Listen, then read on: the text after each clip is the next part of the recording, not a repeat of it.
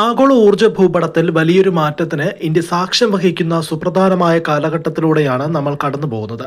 പ്രത്യേകിച്ച് crude oil അഥവാ അസംസ്കൃത എണ്ണയുടെ വിപണിയിൽ ഇന്ത്യ സ്വീകരിക്കുന്ന നയങ്ങൾ ഇപ്പോൾ ലോകശ്രദ്ധ ആകർഷിക്കുകയാണ്.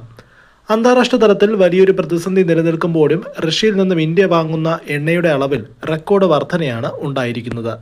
ജൂൺ മാസത്തിൽ മാത്രം ഇന്ത്യ നടത്തിയ റഷ്യൻ ക്രൂഡ് ഓയിൽ ഇറക്കുമതിയിൽ 34% കുതിച്ചുചാട്ടമാണ് രേഖപ്പെടുത്തിയിരിക്കുന്നത്.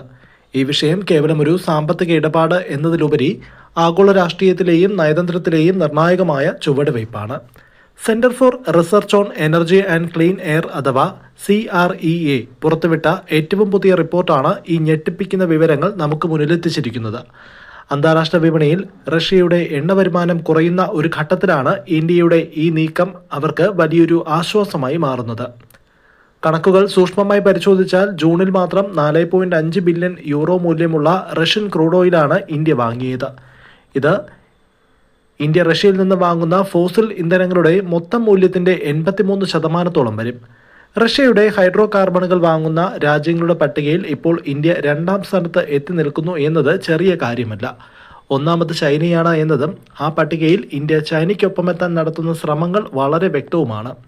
ഈ ഇറക്കുമതിയിലെ വർധനവ് കേവലം ഒരു കണക്ക് മാത്രമല്ല, ഇന്ത്യയിലെ വിപണിയുടെ ആവശ്യകതയുടെ പ്രതിഫലനം കൂടിയാണ്. ജൂണിലെ മൊത്തം ക്രൂഡ് ഓയിൽ ഇറക്കുമതി മുൻ മാസത്തെ അപേക്ഷിച്ച് 5.4% വർദ്ധിച്ചു.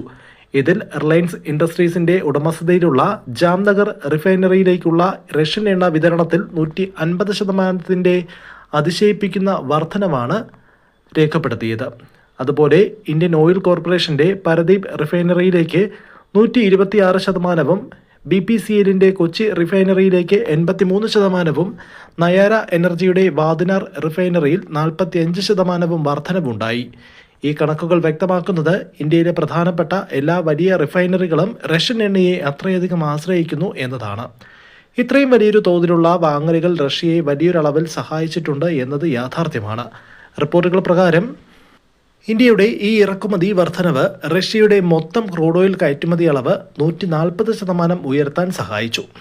ജൂണിൽ മാത്രം 5.5 ബില്യൺ യൂറോയുടെ ഫോസിൽ ഇന്ധനങ്ങളാണ് ഇന്ത്യ റഷ്യയിൽ നിന്ന് വാങ്ങിയത്. ഇതിൽ 4.5 ബില്യൺ യൂറോയുടെ ക്രൂഡ് ഓയിലും 488 മില്യൺ യൂറോയുടെ മറ്റ് എണ്ണ ഉൽപ്പന്നങ്ങളും 444 മില്യൺ യൂറോയുടെ കൽക്കരിയും ഉൾപ്പെടുന്നു. ഇവിടെ മറ്റൊരു പ്രധാനപ്പെട്ട വശം കൂടി പരിശോധിക്കേണ്ടതായിട്ടുണ്ട്. റഷ്യൻ ക്രൂഡ് ഓയിൽ വാങ്ങി അത് ശുദ്ധീകരിച്ച് വീണ്ടും വിദേശത്തേക്ക് അയക്കുന്ന കാര്യത്തിൽ ഇന്ത്യ ഇന്ന് ഒരു ആഗോള ഹബ്ബായി മാറുന്നു. ഇന്ത്യ, തുർക്കി, ബ്രൂണൈ, ജോർജിയ എന്നീ രാജ്യങ്ങളിലെ റിഫൈനറികൾ ചേർന്ന് 814 മില്യൺ യൂറോയുടെ എണ്ണ ഉൽപ്പന്നങ്ങളാണ് യൂറോപ്യൻ യൂണിയൻ, അമേരിക്ക, ഓസ്ട്രേലിയ തുടങ്ങിയ രാജ്യങ്ങളിലേക്ക് കയറ്റുമതി ചെയ്തത്. റഷ്യയ്ക്ക് മേൽ ശക്തമായ ഉപരോധം ഏർപ്പെടുത്തിയ രാജ്യങ്ങളാണ് ഇവയെല്ലാം. ഇതിൽ തന്നെ 369 മില്യൺ യൂറോയുടെ ഉൽപ്പന്നങ്ങൾ റഷ്യൻ ക്രൂഡ് ഓയിൽ നിന്നും ശുദ്ധീകരിച്ചതാണെന്ന് റിപ്പോർട്ട് വ്യക്തമാക്കുന്നുണ്ട്. യൂറോപ്യൻ യൂണിയൻ ഇത്തരത്തിൽ റഷ്യൻ ക്രൂഡിൽ നിന്നുള്ള എണ്ണ ഉൽപ്പന്നങ്ങൾ ഇറക്കുമതി ചെയ്യുന്നതിന് വിലക്കേർപ്പെടുത്തിയിട്ടുണ്ട് എങ്കിലും നമ്മുടെ റിഫൈനറികളിൽ ശുദ്ധീകരിച്ച റഷ്യൻ എണ്ണ വഹിക്കുന്ന 2 ചരക്ക് കപ്പലുകൾ ജൂണിൽ യൂറോപ്യൻ തുറമുഖങ്ങളിൽ ഇറക്കിയതായും റിപ്പോർട്ടിൽ പരാമർശമുണ്ട്. ഇത് അന്താരാഷ്ട്ര വാണിജ്യത്തിൽ എത്രത്തോളം സങ്കീർണമായ തലങ്ങളിലൂടെയാണ് ഇപ്പോൾ നീങ്ങുന്നത് എന്ന് കാണിച്ചു തരുന്നു. എന്തുകൊണ്ടാണ് ഇന്ത്യ റഷ്യൻ എണ്ണയെ ഇത്രയധികം കൂട്ടുപിടിക്കുന്നത് എന്നതിന് പിന്നിൽ വ്യക്തമായ സാമ്പത്തിക യുക്തിയുണ്ട്. കുറഞ്ഞ വിലയിൽ ഗുണമേന്മയുള്ള എണ്ണ ലഭിക്കുമ്പോൾ ഒരു വികസ്വര രാജ്യമെന്ന നിലയിൽ ഇന്ത്യക്ക് അത് വലിയൊരു അനുഗ്രഹമാണ്. രാജ്യത്തിൻ്റെ ഊർജ്ജ സുരക്ഷ ഉറപ്പാക്കുന്നതിനോടൊപ്പം എണ്ണവില നിയന്ത്രിച്ചു നിർത്തി ആഭ്യന്തര വിപണിയിലെ പണപ്പെരുപ്പത്തെ പിടിച്ചു നിർത്താൻ ഈ നയം ഇന്ത്യയെ വളരെയധികം സഹായിക്കുന്നു. നയതന്ത്രപരമായി ഇന്ത്യ ഇപ്പോഴും സ്വതന്ത്രമായ ഒരു നിലപാടാണ് സ്വീകരിക്കുന്നത്. ആഗോള സമ്മർദ്ദങ്ങൾക്കിടയിലും സ്വന്തം ജനങ്ങളുടെയും രാജ്യത്തിൻ്റെയും സാമ്പത്തിക താൽപ്പര്യങ്ങൾക്കാണ് ഇന്ത്യ എപ്പോഴും മുൻതൂക്കം നൽകുന്നത്. റഷ്യയുടെ കാര്യമെടുത്താൽ അവർക്ക് വലിയൊരു വിപണിയാണ് ഇന്ത്യ. ഉപരോധങ്ങൾ കാരണം യൂറോപ്പിലേക്ക് എണ്ണ വിൽക്കാൻ ബുദ്ധിമുട്ടുന്ന സാഹചര്യത്തിൽ ഇന്ത്യയുടെ ഈ പിന്തുണ അവരുടെ സാമ്പത്തിക അടിത്തറ തകരാതെ സംരക്ഷിക്കുന്നു. എണ്ണവിലയിൽ ചെറിയൊരു ഇടിവ് രേഖപ്പെടുത്തിയപ്പോഴും ഇന്ത്യയുടെ ഈ വലിയ തോതിലുള്ള വാങ്ങലുകൾ റഷ്യയ്ക്ക് ആശ്വാസമാണ് നൽകിയത്.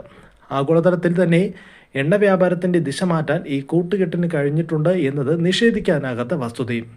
ഈ നീക്കം വരും ദിവസങ്ങളിൽ ആഗോള രാഷ്ട്രീയത്തിൽ എന്തു മാറ്റം കൊണ്ടുവരും എന്നത് വലിയ ചോദ്യമാണ്.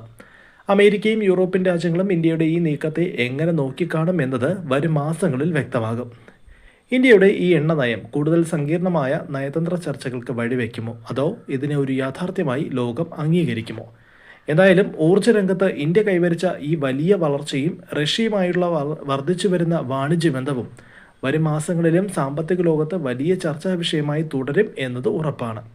ആഗോളതലത്തിൽ തന്നെ വലിയൊരു മാറ്റത്തിന് തുടക്കമിട്ടുകൊണ്ട് ഊർജ്ജ സ്വയം പര്യാപ്തത ലക്ഷ്യമിട്ടുള്ള ഇന്ത്യയുടെ ഈ യാത്ര വരും നാളുകളിൽ എങ്ങനെയെല്ലാം മുന്നോട്ട് പോകും എന്നത് കാത്തിരുന്ന് കാണേണ്ടതാണ്.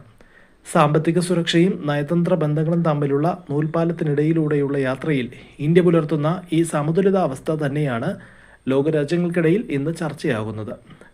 ആഗോള ഊർജ്ജ വിപണിയിലെ ഈ പുതിയ സമവാക്യങ്ങൾ ഇന്ത്യയുടെ സാമ്പത്തിക ഭാവിയെ ഏതു വിധത്തിൽ സ്വാധീനിക്കുമെന്ന് നമുക്ക് വരുന്ന മാസങ്ങളിൽ വ്യക്തമാകും.